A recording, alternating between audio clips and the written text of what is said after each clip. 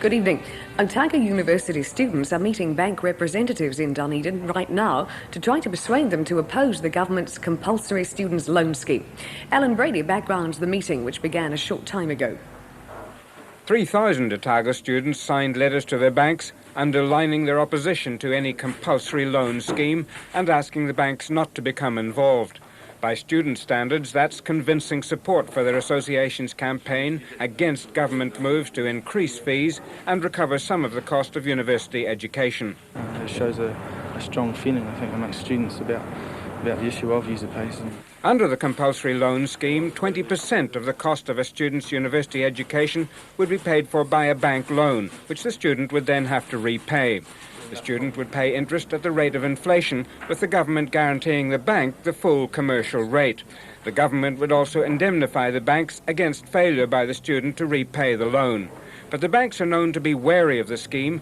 The government says all students must be granted a loan. The banks say they must retain the right to veto loan applications. They don't want to become a debt-collecting agency for the government. It's going to cost them a lot of money.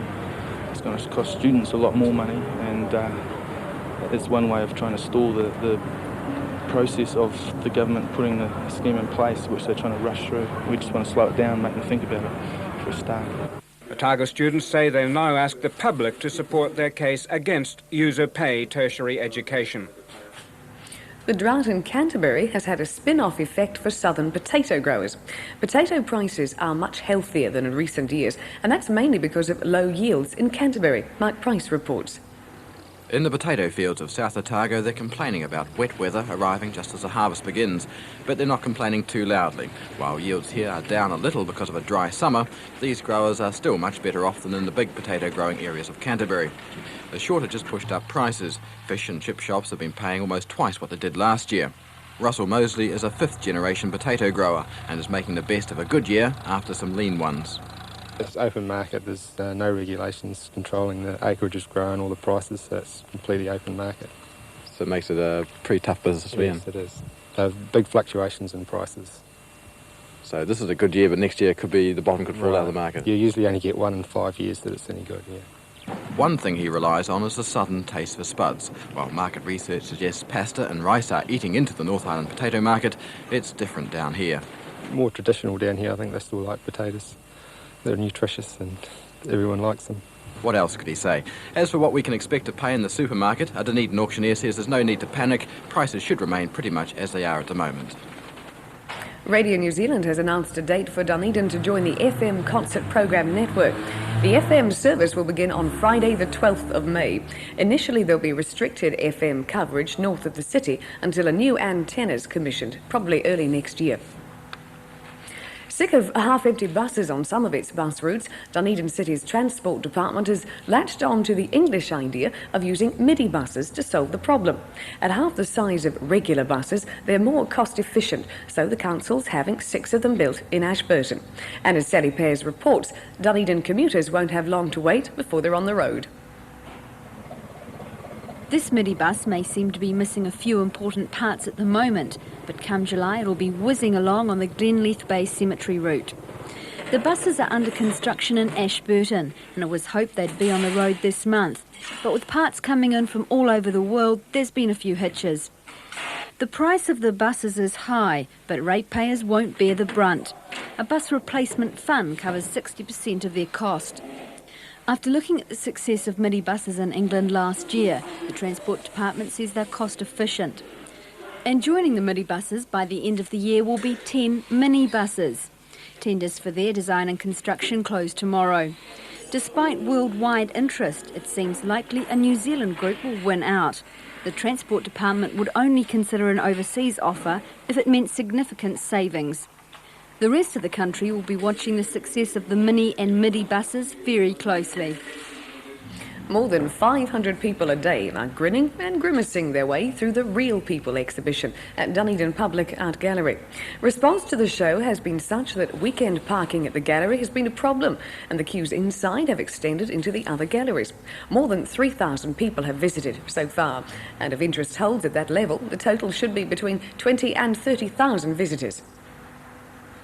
One of the South Island's natural wonders, a sort of scaled-down version of the Badlands of America's Wild West, has been protected for the enjoyment of future generations. Omarama's spectacular clay cliffs now have a special protection covenant under the Queen Elizabeth National Trust. And as Michael Lynch reports, there'll be a big opening ceremony on Saturday. The giant glaciers of 2 million years ago left a legacy of golden river gravel on the southern borders of the Mackenzie country. Earthquake faults and wind and weather have done the rest. Today it's a spectacular sight, too often viewed only from a bus window.